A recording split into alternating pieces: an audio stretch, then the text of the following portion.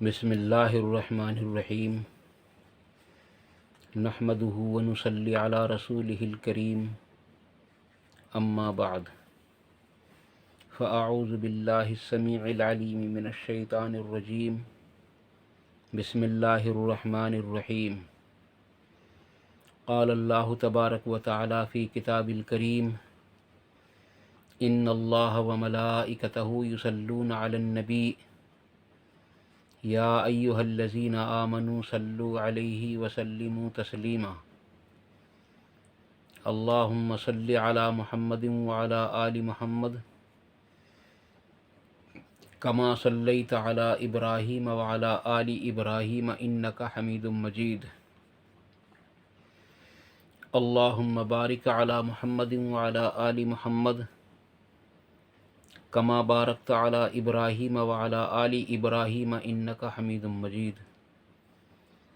رب اشرح لی صدری ویسر لی امری واحلل عقدۃ من لسانی یفقہوا قولی ربنا آتنا فی الدنیا حسنۃ وفی الآخرۃ حسنۃ وقنا عذاب النار ربنا آتنا من لدنک رحمۃ وہیئ لنا من امرنا رشدا لا الہ الا انت سبحانک انی کنت من الظالمین حسبنا اللہ ونعم الوکیل یا حی یا قیوم برحمتک استغیث لا حول ولا قوة الا باللہ العلی العظیم۔ تعویل، ہیلا، بہانہ۔ عزیز دوستو، یہ تینوں الفاظ ایک ہی معنی رکھتے ہیں۔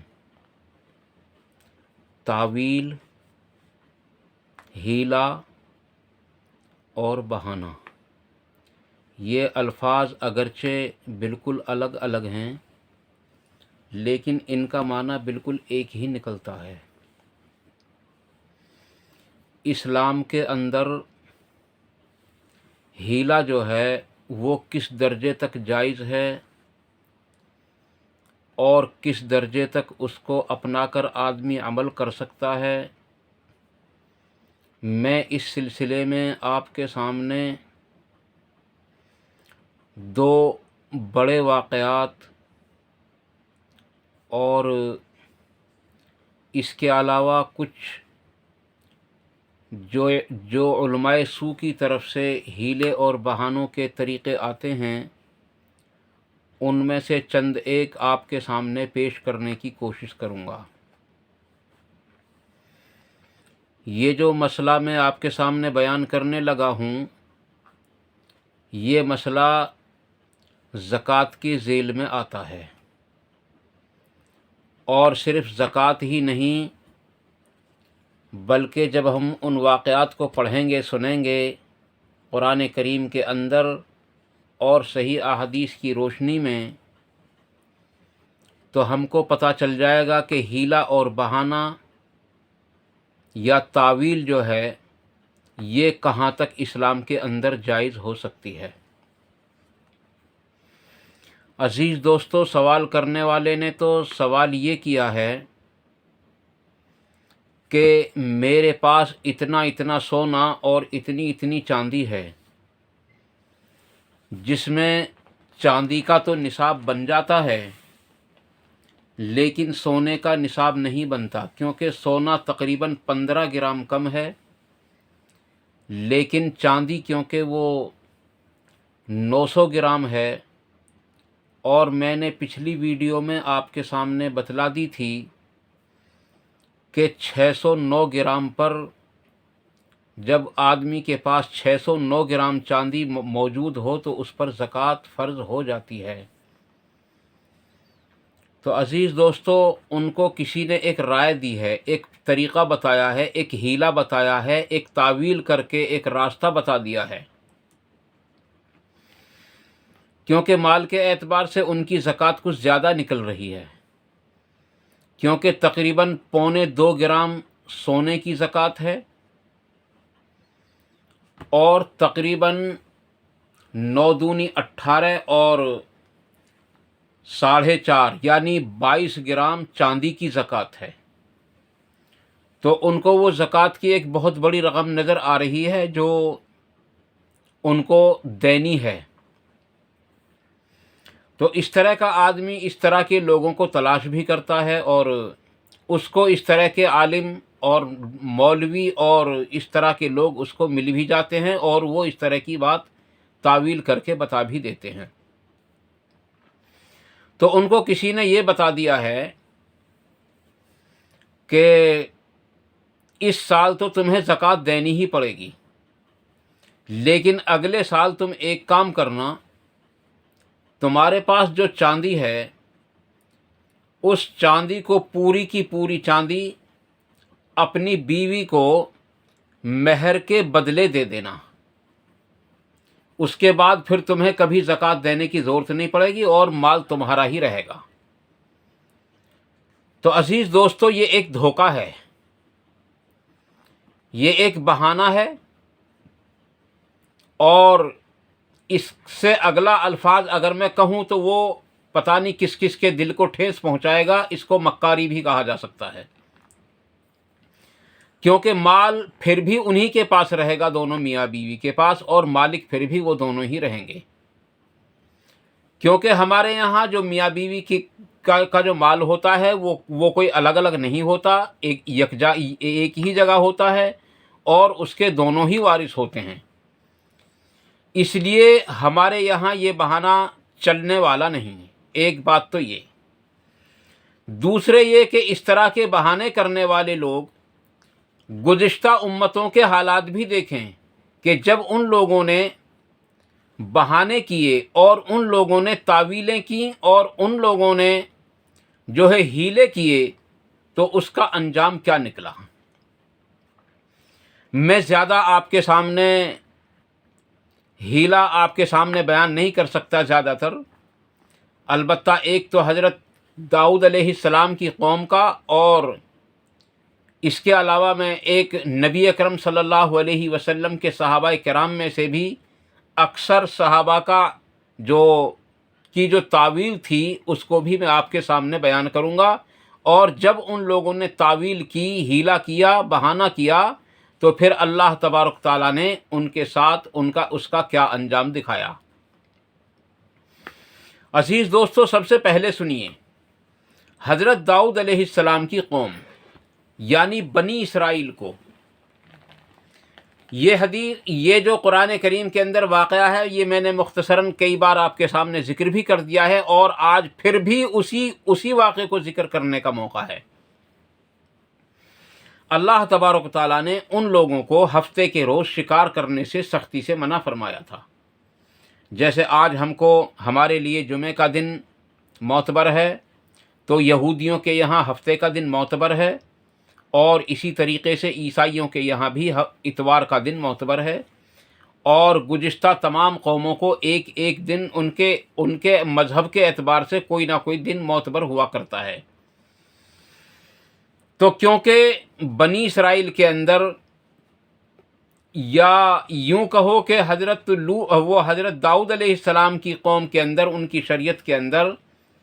इस दिन की बड़ी हुर्मत थी और इस दिन को बड़ा माना जाता था। इसलिए अल्लाह तबारक व तआला ने इस दिन शिकार करने से बिल्कुल मना कर दिया था कि आज के दिन कोई शिकार ना करें, अल्लाह रब्बुल आलमीन ने।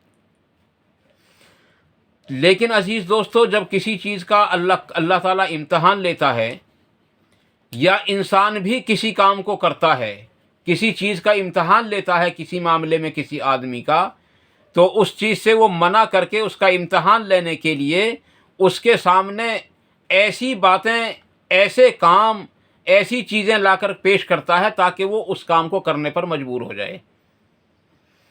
तो बिल्कुल ठीक, अल्लाह तबारक ताला को जब इंसान का इम्तहान मकसूद होता है, तो फिर उस इम्तहान में कामयाब है या नाकाम है, उसका हर एतबार से अल्लाह ताला इम्तहान लेता है। अल्लाह ताला हम सब की तमाम इंसानों की इम्तहानात से हिफाजत फरमाए और महज अपने फजल व करम से हम सबको माफ़ फरमा दे। تو عزیز دوستو واقعہ یہ تھا کہ اللہ تعالیٰ نے ان کو ہفتے کے روز شکار کرنے سے منع فرمایا تھا، لیکن اس قوم نے ایک بہانہ کیا، ایک ہیلا کیا، ایک تعویل کر لی اس حکم کی، اور اس حکم کو ماننے کے لیے ایک ہیلا یہ بنایا کہ انہوں نے جمعے کے روز جال لگانا شروع کر دیا، یا جمعے کے روز انہوں نے کھڈے کھود کر مچھلیوں کو اس میں ڈالنا شروع کر دیا، اور ہفتے کے روز وہ جال کو نکال لیا کرتے تھے یا کھڈوں میں سے ان مچھلیوں کو نکال لیا کرتے تھے، کیونکہ بات یہ بھی تھی کہ شکار جو زیادہ تر آتا تھا وہ ہفتے ہی کے روز آتا تھا۔ یہ اللہ کی طرف سے ان پر امتحان تھا، اس امت پر کوئی امتحان نہیں ہے۔ عزیز دوستو، یہ اللہ کا بڑا کرم ہے کہ اس امت پر کوئی امتحان نہیں، البتہ اللہ تبارک و تعالیٰ نے اس امت کو جو قرآن دیا ہے اور صحیح احادیث دی ہیں ان پر عمل کرنا، یہی اس کے لیے امتحان ہے، یہی اس کے لیے آزمائش ہے۔ اگر یہ اسی کے اندر کامیاب ہو گیا تو یہ کامیاب ہو جائے گا، اور اگر اس کے اندر ناکام ہوگا تو وہ ناکام ہی ہو جائے گا۔ تو اللہ تبارک تعالیٰ نے اس امت کو کسی ایسی چیز کا حکم نہیں دیا جس میں اور کوئی نیا امتحان اس کا جو ہے لیا جا سکے۔ لیکن عزیز دوستو، اللہ تبارک تعالیٰ نے ان کے لیے شکار کے دہانے جو کھلتے تھے اللہ کی طرف سے، وہ ہفتے ہی کے روز کھلتے تھے، اس لیے انہوں نے اس کی تعویل یہ کر لی کہ بھئی ہم ہفتے کے روز شکار نہیں کریں گے، البتہ جمعے کے روز جال لگا دیں گے اور ہفتے کے روز جال کو نکال لیں گے، یا جمعے کے روز کھڈوں میں پانی کھول دیں گے تاکہ مچھلیاں اس میں آ جائیں، اور اتوار کے روز اس میں سے ہم مچھلیاں نکال لیں گے۔ یہ ان کا طریقہ تھا۔ ایک بہت بڑی جماعت جو اس امت کے اندر ہے، بہت بڑی جماعت ہے، اس کے یہاں یہ چیز جائز بھی ہے، لیکن جائز اور ناجائز کا اندازہ آپ کو ابھی لگ جائے گا۔ عزیز دوستو، ان میں جماعتیں بنی تین۔ ایک جماعت وہ بنی جو اس کام پر عمل کرتی تھی، ایک جماعت وہ بنی جو اس کام سے ان لوگوں کو روکتی تھی، اور ایک جماعت وہ بنی جو ان لوگوں کو نہ ان سے روکتی تھی اور نہ وہ اس پر عمل کرتی تھی بلکہ خاموش رہتی تھی۔ تو اللہ تبارک و تعالیٰ نے ان لوگوں کا تو ذکر شاید نہیں کیا، لیکن ان دو قوموں کا ذکر کیا جو ایک منع کرتی تھی اور ایک اس پر عمل کرتی تھی اور دوسری اس سے روکتی تھی لوگوں کو۔ یہ دو جماعت تھیں عزیز دوستو۔ اس جماعت نے ان لوگوں کو بہت سمجھایا۔ ایک بات اور بھی واضح رہے، اللہ تبارک تعالیٰ کی طرف سے پکڑ یا اللہ کی طرف سے عذاب آدمی پر اس وقت تک نہیں آتا جب تک اس کی طرف کوئی ہدایت کرنے والا اللہ تعالیٰ نہ بھیج دے، چاہے وہ اس کے محلے کا ہی ہو، چاہے اس کا کوئی پڑوسی ہو، چاہے اس کا بھائی ہو، بہرحال اس کو سمجھانے والا ضرور ہوتا ہے، اس سے پہلے اس پر عذاب نہیں آتا۔ اللہ تبارک تعالیٰ کی طرف سے اس پر کوئی عذاب کا کوڑا نہیں ٹوٹتا اس وقت تک جب تک ایک بار اس کے کانوں تک، اس کے پاس تک حق نہ پہنچ جائے، اور اس کے بعد بھی عذاب اس وقت پہنچتا ہے جب وہ حق کو قبول نہ کرے اور حق سے منہ پھیرے اور اپنے بزرگوں کی باتوں پر عمل کرتا رہے، پھر اس پر عذاب آتا ہے۔ اسی طریقے سے عزیز دوستو، آج اس امت کے اندر علماء حق قرآن اور حدیث ہمارے سامنے پیش کر رہے ہیں، لیکن یہ ہماری ہٹ دھرمی اور ہماری بزرگ پرستی کا نتیجہ ہے کہ ہم ان کو یوں کہہ کر ٹال دیتے ہیں کہ اللہ کا حکم ہے وہ ٹھیک ہے، اللہ کے نبی صلی اللہ علیہ وسلم کا فرمان ٹھیک ہے، لیکن ہمارے امام کا قول یہ ہے، ہم اس پر عمل کرتے ہیں۔ عزیز دوستو، یہ ہمارے لیے گمراہی کا ایک راستہ کھلا ہوا ہے جو بند نہیں ہو سکتا، کیونکہ اس دروازے کو نبی اکرم صلی اللہ علیہ وسلم کے بعد، ابو بکر صدیق رضی اللہ تعالیٰ عنہ کے بعد، حضرت عمر فاروق رضی اللہ تعالیٰ عنہ کے دور میں توڑ دیا تھا، بند نہیں کیا گیا تھا، توڑ دیا گیا تھا۔ تو حضرت عمر فاروق رضی اللہ عنہ نے جب کسی سے سوال کیا نا، حضرت کعب رضی اللہ تعالیٰ عنہ نے، کہ جب وہ فتنوں کا دروازہ جو ہے وہ کھل جائے گا یا توڑ دیا جائے گا، تو حضرت کعب رضی اللہ عنہ نے فرمایا کہ اس دروازے کو توڑ دیا جائے گا، تو حضرت عمر فاروق رضی اللہ عنہ نے ٹھنڈا سانس مار کر فرمایا کہ پھر اس کا مطلب یہ ہے کہ وہ کبھی بند بھی نہیں ہوگا۔ عزیز دوستو، بالکل حضرت عمر رضی اللہ تعالیٰ عنہ کا قول آج پکا ہو رہا ہے، اور وہ فتنوں والا دروازہ ابھی تک بند نہیں ہو پایا ہے۔ جیسے ہی حضرت عمر فاروق رضی اللہ عنہ کی شہادت ہوئی، حضرت عثمان غنی رضی اللہ عنہ کی شہادت ہوئی، پھر حضرت علی رضی اللہ عنہ کو شہید کیا گیا، پھر حضرت حسن رضی اللہ عنہ کو زہر دیا گیا،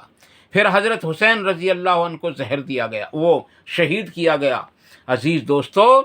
یہ فتنہ، یہ تو میں نے نمونے کے طور پر چند لوگوں کے نام لیے ہیں، وہ آج تک فتنہ ایسے ہی چل رہا ہے، اور پتہ نہیں کب تک چلتا رہے گا، لیکن ایک دور آئے گا ضرور انشاءاللہ تعالی، اور وہ دور ہوگا امام مہدی علیہ السلام کا۔ تو عزیز دوستوں، میں آپ سے یوں عرض کر رہا تھا کہ اللہ تبارک و تعالیٰ نے ان لوگوں کو تین جماعتوں میں تقسیم، یعنی کہ وہ لوگ خود ہی 3 جماعتوں میں تقسیم ہو گئے، اور ایک اس برائی پر، تعویل پر، اس پر ہیلے پر، بہانے پر عمل کرتی تھی، ایک اس سے روکتی تھی، اور ایک خاموش رہتی تھی۔ ان لوگوں نے بہت سمجھایا، یہاں تک کہ انہوں نے ان سے تعلقات بھی ختم کر دیے۔ میں نے ایسا بھی پڑھا ہے کہیں، تعلقات بھی ختم کر دیے، ملنا جلنا بند کر دیا، واسطے ختم کر دیے، اور بالکل الگ رہنا شروع کر دیا، بلکہ یہاں تک بھی آتا ہے کہ انہوں نے اپنے اور ان کے درمیان میں دیوار کھینچ لی، کیونکہ حق پرست جو ہوتے ہیں ان کو اس بات سے ڈر لگتا ہے کہ اگر ہمارے درمیان میں برائی کرنے والے لوگ رہے اور ان پر کوئی آفت آ گئی تو یقیناً ہم بھی بچ نہیں پائیں گے۔ اس لیے وہ لوگ برائی سے بچنے کے لیے برے لوگوں سے اپنے آپ کو بچاتے تھے۔ آج ہم سب کے لیے بھی یہی حکم ہے، اور بخاری شریف کے اندر حدیث ہے کہ نبی اکرم صلی اللہ علیہ وسلم نے ارشاد فرمایا، اچھے لوگوں کے پاس بیٹھنے والوں کی مثال ایسی ہے جیسا کہ کوئی عطر فروش کے پاس بیٹھتا ہے، اگر وہ نہ بھی خریدے، اگر وہ نہ بھی لگائے تو اس کو خوشبو برابر آتی رہے گی۔ اسی طریقے سے برے لوگوں کی مثال، برے لوگوں کے پاس بیٹھنے والوں کی مثال ایسی ہے جیسا کہ کوئی لوہے کا کام کرنے والوں کے پاس بیٹھتا ہے، کہ اگر وہ اس لوہے کا کام نہ بھی کرے گا، اس آگ سے نہ بھی جلے گا، تو اس کی تپش یا اس کی چنگاری اس تک ضرور پہنچ جائے گی، اور اس کے کپڑے بھی کالے ہو جائیں گے۔ تو عزیز دوستو، اس لیے برے کام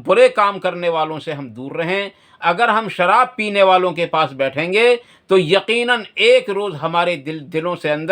دلوں کے اندر سے شراب کی جو برائی ہے وہ نکل جائے گی۔ اگر ہم جوا کھیلنے والوں کے پاس بیٹھے ہوں گے اور اچانک کسی نے مخبری کر دی اور پولیس آ گئی، تو عزیز دوستو، جو اس کے پاس بیٹھا ہے یا اس کے پاس کھڑا ہوا ہے، پولیس والے اس کو بھی نہیں چھوڑنے کے۔ اور یہ اللہ تبارک تعالیٰ کی طرف سے قانون ہے کہ جب عذاب آتا ہے اللہ تبارک تعالیٰ کی طرف سے، اگر نیک لوگ وہاں سے نہ ہٹیں تو وہ بھی بچتے نہیں ہیں۔ نوح علیہ السلام کے دور میں عذاب آیا تھا پانی کا، تو اللہ تبارک و تعالیٰ نے سب سے پہلے کشتی بنوائی اور اپنے نیک لوگوں کو اس کشتی میں سوار کیا۔ عزیز دوستو، یہ اس طریقے سے الگ کیا اپنے خاص بندوں کو،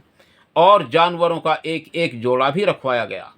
اسی طریقے سے قوم لوط کے اوپر جب عذاب آیا تو حضرت لوط علیہ السلام کو حکم دیا کہ میں اپنے اہل و عیال کے یہاں سے نکل جاؤ، کیونکہ اگر تم یہاں رہو گے تو تم بھی نہیں بچ پاؤ گے، اور یاد رکھو پیچھے مڑ کر نہ دیکھنا۔ ان کی بیوی نے، کیونکہ وہ ان کی مخبر بھی تھی، اس لیے اس نے پیچھے مڑ کر دیکھا۔ عزیز دوستو، قرآن پڑھ کر دیکھو اور احادیث رسول پڑھ کر دیکھو انجام کیا ہوا۔ عزیز دوستو، عبرت کا ایک نشان بن کر رہ گئی وہ بھی، حالانکہ پیغمبر کی بیوی تھی۔ جب اللہ تبارک تعالیٰ کی طرف سے پکڑ آتی ہے تو اس بات کا لحاظ کیا ہی نہیں جاتا کہ یہ پیغمبر کی بیوی ہے، چاہے وہ نوح علیہ السلام کا بیٹا ہو، ٹھیک ہے، کوئی بات نہیں، چاہے وہ حضرت ابراہیم علیہ السلام کا باپ ہی کیوں نہ ہو، اگر پکڑ آ گئی تو، چاہے وہ محمد الرسول اللہ صلی اللہ علیہ وسلم کا چچا ابو لہب یا ابو جہل ہو، بلکہ اگر میں اس سے بھی اگلا الفاظ بول دوں کہ چاہے وہ ابو طالب بھی ہوں، عزیز دوستو، نہیں بچا سکتا کوئی بھی۔ اللہ کے نبی صلی اللہ علیہ وسلم سے جب سوال کیا گیا ابو طالب کے بارے میں کہ یا رسول اللہ صلی اللہ علیہ وسلم، ابو طالب نے اس دین کے لیے بڑی تکلیفیں اٹھائی ہیں، کیا کچھ صلہ ملے گا؟ تو آپ صلی اللہ علیہ وسلم نے ارشاد فرمایا کہ ہاں، میں ان کو جہنم میں کم سے کم عذاب میں لا کر کے کھڑا کر دوں گا، لیکن باہر میں بھی نہیں نکال سکتا۔ تو عزیز دوستو، بچ نہیں سکتا آدمی۔ ان لوگوں نے دیوار کھینچ لی اپنے اور ان کے درمیان میں۔ عزیز دوستو، ایک رات جب صبح ہوئی تو ادھر سے نہ کسی کے بولنے کی آواز آتی تھی، نہ کچھ آواز آتی تھی، نہ کوئی جو ہے چیمے گوئی تھی، کچھ نہیں تھا۔ آخر ان میں بھئی یہ بولتے کیوں نہیں اٹھے، سو رہے ہیں، کیا ہے؟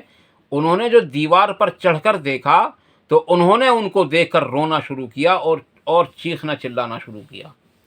حالانکہ وہ اپنے متعلقین کو پہچانتے بھی تھے۔ اللہ تبارک تعالیٰ نے ان کی شکلوں کو بندروں کی شکلوں سے تبدیل کر دیا تھا۔ عزیز دوستو، یہ تھا اس تعویل کا، اس ہیلے اور بہانے کا نتیجہ جو اللہ تبارک و تعالیٰ نے قوم داؤد کو دیا تھا کہ ان کی شکلوں کو تبدیل کر کے عزیز دوستو بندروں کی شکل میں تبدیل کر دیا تھا۔ لیکن جب وہ نیک لوگ ان کی طرف گئے تو ان کو ان کے دامن پکڑ پکڑ کے روتے تھے، وہ بول نہیں سکتے تھے، دامن پکڑ کے روتے تھے اور وہ اظہار خیال کرتے تھے کہ تم نے تو ہمیں بھتیرا سمجھایا، بہت ہمارے ساتھ کوشش کی، لیکن افسوس ہم نے ہی نہ مانا۔ اسی طریقے سے عزیز دوستو، قیامت کے روز جب تمام جہنمی لوگ جہنم کے دروازے پر پہنچ جائیں گے اور رو رہے ہوں گے، چلا رہے ہوں گے، ہائے والا کر رہے ہوں گے، اس وقت وہ مالک دروغہ سے کہیں گے کہ تم ہی اللہ کے سامنے، یعنی پہلے تو کہیں گے کہ تم ہمارے اوپر رحم کرو، تو وہ کہے گا جب رحم کرنے والے نے تم پر رحم نہیں کیا تو ہم تم پر کیسے رحم کر سکتے ہیں؟ پھر وہ یوں کہیں گے کہ اللہ تعالیٰ سے تم ہی دعا کرو، تو وہ یوں کہے گا، مالک یعنی دروغہ یوں کہیں گے کہ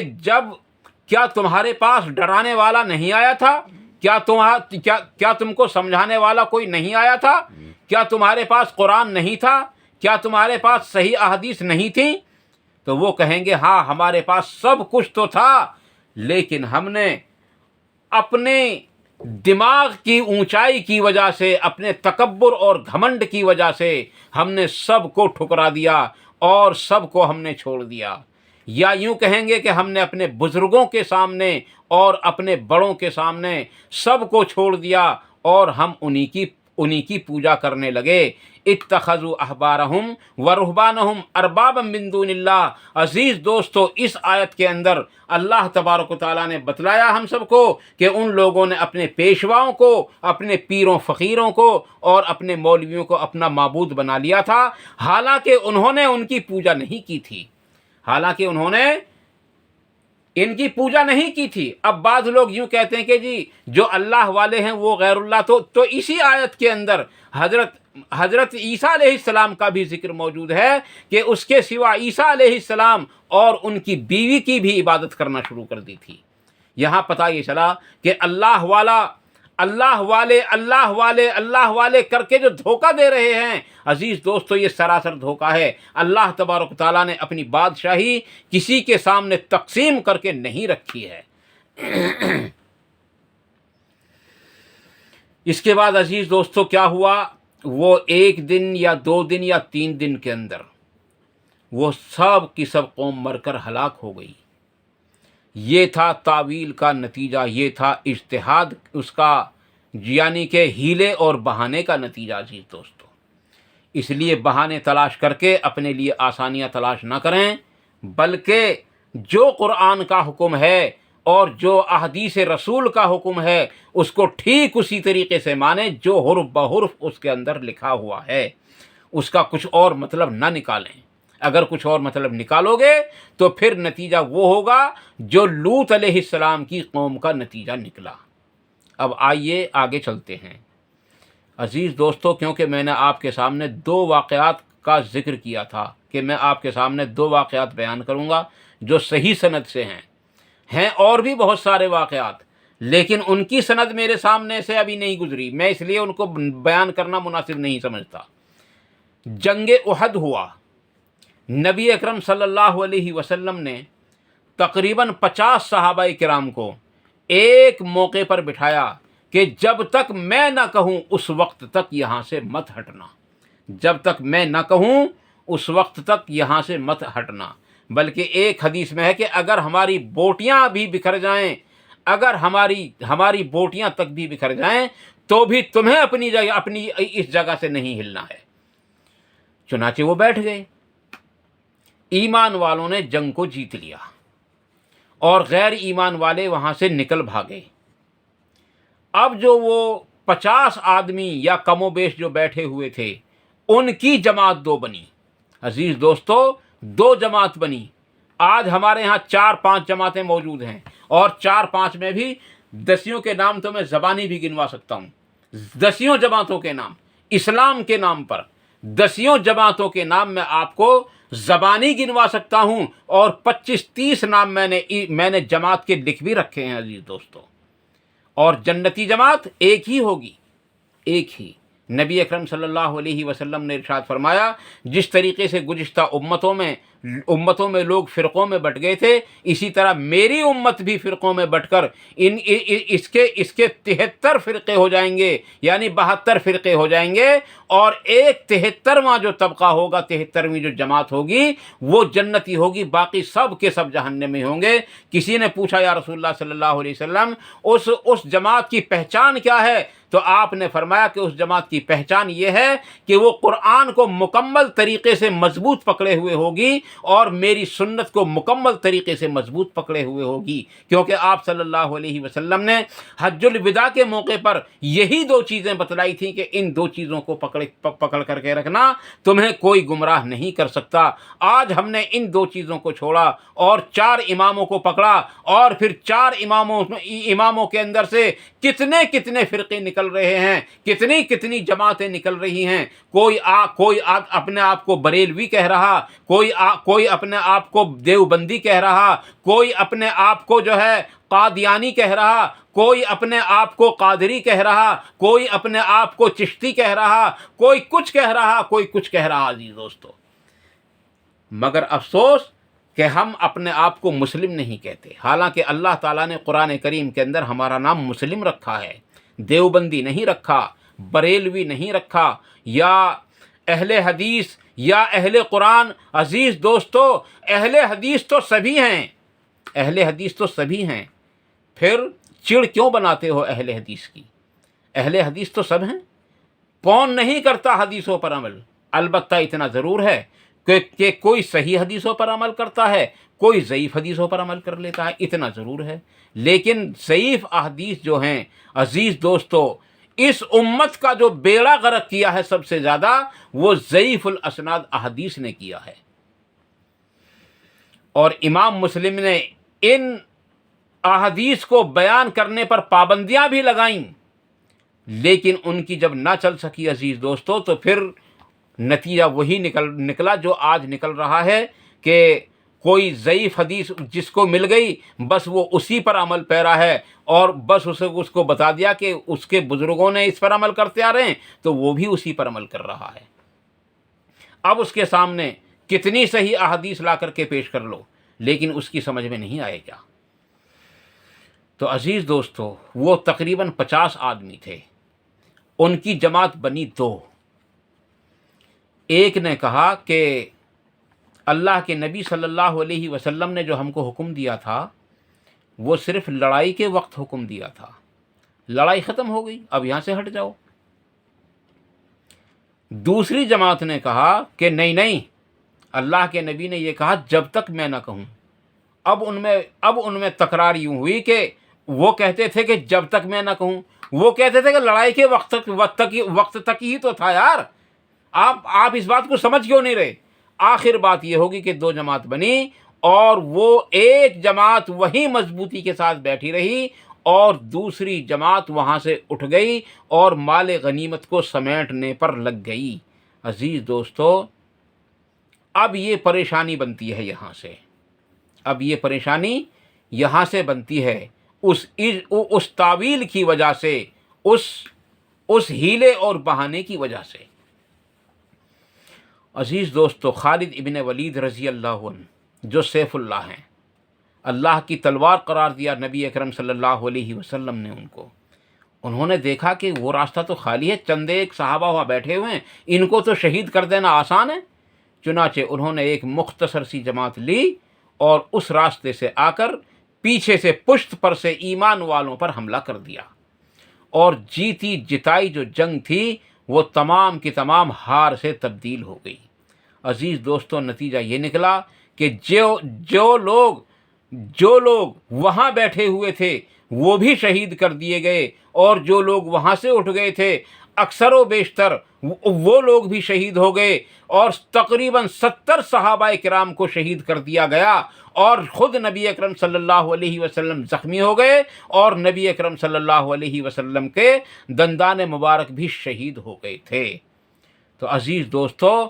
جب کسی بھی ہیلا کرنے والے یا کسی بھی بہانہ کرنے والے یا کسی بھی تعویل کرنے والے پر اگر کوئی عذاب آئے گا اور اس کو سمجھانے والے وہاں موجود ہوں اور وہ انہی کے ساتھ پھر بھی لگے رہیں تو وہ بھی اس عذاب سے بچ نہیں پاتے۔ اس لیے اللہ کے نبی صلی اللہ علیہ وسلم نے ارشاد فرمایا کہ بنی اسرائیل میں سب سے پہلے جو برائی پھیلی وہ اسی بات کو لے کر کے پھیلی تھی۔ کون سی بات کو لے کر؟ جب کوئی برائی کا کام کرتا تھا تو اس کو لوگ سمجھاتے تو تھے کہ بھئی یہ برا کام ہے، اسے نہ کر، لیکن اگر وہ نہ مانتا تھا پھر بھی اس کام پر لگا رہتا تھا تو وہ پھر بھی انہی کے ساتھ لگے رہتے تھے کہ کسی کا چچا ہوتا، کسی کا ماموں ہوتا، کسی کا خالو ہوتا، کسی کا پھوپا ہوتا، کسی کا کوئی رشتہ دار ہوتا، کسی کا کوئی رشتہ دار ہوتا۔ اس لیے وہ اس بہانے سے ان کے ساتھ لگے رہتے۔ تو اللہ کے نبی صلی اللہ علیہ وسلم نے ارشاد فرمایا، جب یہ بات چلی تو اللہ تبارک و تعالیٰ نے ان تمام کے قلوبوں کو ایک جگہ خلط ملط کر دیا۔ تو عزیز دوستو، جہاں کہیں برائی ہو رہی ہو وہاں سے بچنا ہی ہمارے لیے عافیت ہے، اور جہاں کہیں نیک کام ہو رہے ہوں وہاں پر شریک ہونا ہی ہمارے لیے عافیت کا یعنی کہ ہمارے لیے عافیت ہے۔ اس لیے نبی علیہ السلام نے فرمایا کہ اگر کہیں نیک کام ہو رہا ہو، مثلا اللہ کا ذکر ہو رہا ہو، درس قرآن ہو رہا ہو، درس حدیث ہو رہا ہو، اور کوئی وہاں اگرچہ ارادتاً بھی نہ ہو اور کسی کام سے ہی گیا ہو لیکن اس کے پاس کھڑا ہو گیا ہو، بیٹھ گیا ہو، تو اللہ تبارک و تعالیٰ جو ہے، یعنی آپ یوں سمجھو، میں آپ کو پوری حدیث جو ہے ڈیٹیل سے آپ کو تھوڑا مختصر انداز میں سمجھا دیتا ہوں۔ یہ حدیث بخاری اور مسلم میں دونوں کے اندر آپ کو مل جائے گی، ابو داؤد میں بھی شاید مل جائے، اور مشکات المصابیح کے اندر بھی یہ حدیث مل جائے گی۔ عزیز دوستو، ایسی مجلسوں کو جہاں نیک کام ہوتے ہیں فرشتے اپنے احاطے میں لے لیتے ہیں، اور جب وہ مجلس ختم ہوتی ہے تو پھر وہ اللہ کے سامنے پہنچتے ہیں، اور اللہ تبارک تعالیٰ ان سے باوجود ہر بات کو جاننے کے سوال کرتا ہے، میرے فرشتوں تم کہاں گئے تھے؟ وہ بتاتے ہیں کہ اللہ تیرے فلاں فلاں بندے فلاں مقام پر تیرا ذکر کر رہے تھے، کیا انہوں نے مجھے دیکھا؟ نہیں دیکھا نہیں، اگر وہ دیکھ لیتے تو اور بھی تیرا ذکر کرتے۔ پھر سوال کیا جاتا ہے کہ وہ کس چیز سے پناہ مانگ رہے تھے؟ عرض کرتے ہیں وہ تیری جنت، وہ تیری جہنم سے پناہ مانگ رہے تھے۔ ارشاد ہوتا ہے کہ میں نے کہ کیا انہوں نے جہنم کو دیکھا ہے؟ عرض کرتے ہیں انہوں نے جہنم دیکھی نہیں، اگر وہ دیکھ لیتے تو اور بھی زیادہ اس کی تڑپ میں، اس کی لگن میں لگ جاتے۔ اب اللہ تعالیٰ تیسرا سوال کرتا ہے کہ وہ کیا چیز چاہتے تھے؟ تو عرض کرتے ہیں اے اللہ وہ تیری جنت کی طلب کر رہے تھے۔ تو کیا جنت دیکھی ہے انہوں نے؟ کہ دیکھی نہیں ہے، صرف سنی ہے۔ اگر وہ دیکھ لیتے تو اور بھی زیادہ جنت کی طلب میں لگ جاتے۔ اب یہاں رابعہ بصری کی اس بات کی بھی تردید ہو جاتی ہے کہ لوگ جہنم کے خوف اور جنت کے لالچ سے عبادت نہ کریں۔ جہنم کا خوف اللہ تبارک و تعالیٰ نے دلایا، اور جنت کا لالچ بھی اللہ تبارک تعالیٰ نے دلایا۔ تو یہ جو ہم عبادت کرتے ہیں، اللہ سے ڈرتے ہیں، جنت کی طلب اور جہنم کے خوف ہی سے کرتے ہیں، کیونکہ اللہ تبارک و تعالیٰ کی رضا کیا ہے؟ اللہ تبارک و تعالیٰ کی رضا کا نام ہے جنت، اور اللہ تعالیٰ کی ناراضگی کا کیا نام ہے؟ اللہ تعالیٰ کی ناراضگی کا نام ہے جہنم۔ تو عزیز دوستو، رابعہ بصری نے اگر یہ بات کہی ہے تو یہ ان کی غلطی ہے، اور اگر نہیں کہی ہے اور لوگوں نے ان کی طرف منسوب کر دی ہے تو ان لوگوں کو چاہیے کہ وہ اپنی کتابوں کے اندر سے بھی اس کو مٹائیں اور اپنی زبانوں پر سے بھی اس کو ختم کر دیں۔ اس کے علاوہ وہ کہتے ہیں کہ رابعہ بصری نے ایک ہاتھ میں آگ لی اور ایک ہاتھ میں پانی لیا کہ پانی سے جہنم کو بجھا دے اور آگ سے جنت کو جلا دے۔ عزیز دوستو، بالکل اللہ تبارک تعالیٰ کی کھلی نافرمانی اور بالکل کفر کا فتویٰ لگایا جا سکتا ہے اس بات کے اوپر، کیونکہ اللہ تبارک تعالیٰ کی جنت کو کوئی نہیں جلا سکتا اور جہنم کو کوئی نہیں بجھا سکتا۔ تو عزیز دوستو، اصل بات یہی ہے کہ میں آپ لوگوں سے جو عرض کر رہا ہوں وہ یہی ہے کہ اگر ہمارے پاس میں قرآن موجود ہے اور ہمارے پاس میں احادیث موجود ہیں تو ہم ان پر عمل کرتے رہیں، اسی میں ہماری خیر اور اسی کے اندر ہماری بھلائی ہے، اور جنت کا خوف، جنت کا لالچ بھی ہو اور جہنم کا خوف بھی ہو۔ یہی تو ہے ہمارے دلوں کے اندر، اللہ تعالیٰ کی محبت یعنی جنت کی خواہش، اور اللہ تعالیٰ کا خوف یعنی جہنم سے بچنے کے لیے اللہ تعالیٰ سے دعا مانگتے رہیں۔ اللہ تعالیٰ نے قرآن کریم کے اندر سورۃ الفرقان میں جب آخر میں آپ پہنچو گے تو اللہ تعالیٰ ارشاد فرماتا ہے 12 نشانیاں بیان کی ہیں اللہ تعالیٰ نے، اور انہی کے اندر ایک نشانی یہ بھی بیان کی اللہ تعالیٰ نے کہ وہ اللہ تبارک و تعالیٰ کے سامنے جہنم سے پناہ مانگتے رہتے ہیں، کیونکہ جہنم واقعی بہت ہی بری جگہ ہے، اور پھر اللہ تبارک تعالیٰ نے خود ہی بتلایا کہ واقعی جہنم ٹھہرنے کے لیے بہت ہی بری جگہ ہے، اس لیے اس سے پناہ مانگتے رہیں۔ آؤ ہم سب مل کر کے بھی اللہ تبارک و تعالیٰ سے یعنی اللہ تبارک تعالیٰ کی پناہ مانگیں جہنم سے، اور ان الفاظ میں مانگتے ہیں جن الفاظ میں نبی اکرم صلی اللہ علیہ وسلم مانگتے تھے۔ حضرت عائشہ صدیقہ رضی اللہ تعالیٰ عنہ فرماتی ہیں کہ اللہ کے نبی صلی اللہ علیہ وسلم اس وقت تک نماز کا سلام نہیں پھیرتے تھے جب تک چار چیزوں سے یعنی اللہ تبارک تعالیٰ کی پناہ نہیں مانگ لیتے تھے۔ نمبر 1 عذاب قبر سے، نمبر 2 عذاب جہنم سے، نمبر 3 دجال کے فتنے سے، نمبر 4 زندگی اور موت کے فتنے سے۔ اور ایک حدیث میں ہے کہ نبی اکرم صلی اللہ علیہ وسلم نماز میں پڑھا کرتے تھے، اے اللہ میں تیری پناہ لیتا ہوں قرض سے اور گناہ سے۔ کسی نے عرض کی یا رسول اللہ قرض سے آپ اتنا ڈرتے ہیں؟ تو آپ نے فرمایا کہ قرض دار جو ہوتا ہے وہ بڑے 2 گناہ کرتا ہے، وعدے کی مخالفت کرتا ہے اور جھوٹ بولتا ہے، اور یہ 2 بہت بڑے گناہ ہیں۔ تو عزیز دوستو، جنت کی طلب اور جہنم کا خوف ہمارے دلوں کے اندر ہوگا، اسی کا نام ہے اللہ تبارک تعالیٰ سے امید اور اللہ تبارک تعالیٰ کا خوف۔ تو اللہ تبارک و تعالیٰ ارشاد فرماتا ہے کہ فرشتوں تم گواہ بن جاؤ، میں نے ان سب کی مغفرت کر دی۔ تو فرشتے عرض کرتے ہیں اللہ ایک آدمی تو ایسا بھی تھا، شریک تو تھا ہی نہیں وہاں، ویسے ہی بیٹھ گیا تھا، کسی کام سے آیا تھا کھڑا ہو گیا تھا۔ تو اللہ تعالیٰ ارشاد فرماتا ہے کہ وہ ایسی بابرکت مجلس ہے کہ میں نے اس مجلس کی برکت سے اس کو بھی معاف کر دیا۔ اس لیے اللہ کے نبی صلی اللہ علیہ وسلم نے ہم سب کو برے کام کرنے والوں سے دور رہنے کا حکم دیا اور اچھے کام کرنے والوں کے پاس لگے رہنے کا حکم دیا۔ تو عزیز دوستو، یہ تھا اصل میں آج کی ویڈیو کا موضوع ہمارا۔ ہم اگر یہ دیکھیں کہ ہم کس طریقے سے روزے کو چھوڑ سکتے ہیں، عزیز دوستو یہ ایک ہیلا بن جائے گا، ایک بہانہ بن جائے گا، بے ضرور سفر کرنے کے لیے نکل جائیں کہ بھی ہمیں روزہ رکھا جاتا نہیں، اور اگر ہم روزہ چھوڑنے کے لیے جو ہے شرعی سفر کرنا شروع کر دیں تو ہم جو ہے روزہ چھوڑ دیں گے۔ تو عزیز دوستو، جب ضرورت نہیں ہے تو کیا اللہ تعالیٰ دلوں کو نہیں جانتا؟ یہ تو بالکل ایک دم مکاری ہے، ایک دھوکہ ہے اللہ تبارک و تعالیٰ کو اور اللہ تبارک تعالیٰ اس طرح کے دھوکوں میں آنے والا نہیں ہے، بلکہ اللہ تبارک تعالیٰ ارشاد فرماتا ہے ان بطش ربک لشدید، کہ اگر پھر میں نے پکڑ لیا تو میری کبریائی کی قسم ہے کہ کوئی چھڑا نہیں سکتا مجھ سے پھر۔ اس لیے عزیز دوستو، اللہ تبارک تعالیٰ کی عبادت کرتے رہیں اور اللہ کے احکاموں کو مانتے رہیں اور اللہ کے احکاموں کو جان کر ان پر عمل کرتے رہیں، اور ان پر عمل کس طریقے سے کریں؟ جس طریقے سے جناب محمد رسول اللہ صلی اللہ علیہ وسلم نے ہم سب کو بتایا ہے، ہیلے اور بہانے بازیوں کو چھوڑ دیں۔ عزیز دوستو، کتابوں کے اندر ایک مسئلہ یہ لکھا ہوا ہوتا ہے کہ اگر شوہر اپنی بیوی کو اور بیوی اپنے شوہر کو کی مال کی عدل بدل کرتے رہیں، 6 مہینے کے بعد میرا، 6 مہینے کے بعد تیرا، تو اس طریقے سے زکوٰۃ فرض نہیں ہوتی۔ عزیز دوستو، ٹھیک ہے زکوٰۃ فرض نہ ہوتی ہو، لیکن کیا اللہ تعالیٰ اس مکاری کو جانتا نہیں ہے تمہاری کو؟ کیا وہ پکڑے گا نہیں اس پر تمہیں؟ اس لیے عزیز دوستو، ان باتوں سے باز آئیں۔ زکوٰۃ اگر فرض ہے تو زکوٰۃ ادا کریں، کیونکہ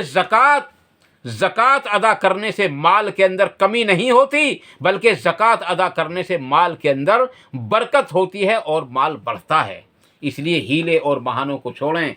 کسی بھی قرآن کریم کی اور احادیث صحیحہ کی کسی کی بھی تعویل نہ کریں، حرف بحرف مانیں۔ اللہ تبارک و تعالیٰ ہم سب کو ان مختصر سی باتوں پر عمل کرنے کی توفیق عطا فرمائے، اور جذبات میں اگر کوئی بات غلط نکل گئی ہو تو اللہ تعالیٰ ان باتوں کو ہمارے دلوں سے صاف کر دے، معاف کر دے، اور جو بات صحیح نکلی ہوں اللہ تعالیٰ ان باتوں کو ہمارے دلوں کے اندر راسخ فرمائے، ان پر عمل کرنے کی توفیق عطا فرمائے، ان پر عمل کرنے کے موقع عطا فرمائے، اور ان پر عمل کرنا آسان فرمائے، اور ان باتوں کو دوسروں تک پہنچانے کی بھی توفیق عطا فرمائے۔ باتیں تو بہت ساری رہ گئی ہیں، لیکن عزیز دوستو اب بھی بہت بڑی ویڈیو ہو گئی۔ اگر اللہ سے میں دعا کرتا ہوں کہ اللہ کے واسطے اس ویڈیو کو پورا دیکھیں، اور عزیز دوستو اس